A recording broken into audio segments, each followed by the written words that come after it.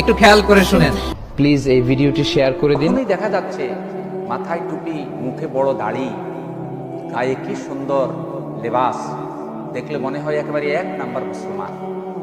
তিনি কোরআন বিরোধী, শরিয়া বিরোধী কোনো দলের পক্ষে কথা বলছেন, যারা প্রকাশ্য শরিয়া আইন অমান্য করার কথা বলে, যারা প্রকাশ্য মুসলমানদেরকে মৌলবাদী বলে, যারা প্রকাশ্য ইসলামী আইনকে তারা মৌলবাদী আইন বলে।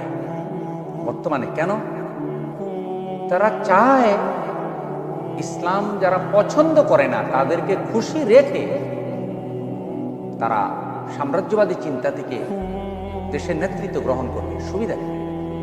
তো এ ধরনের একটি ধর্মবিদ্বেষী দল, যাদের গঠনতন্ত্র কোরআন সুন্নাহ কোনোভাবেই অনুমোদন করে না।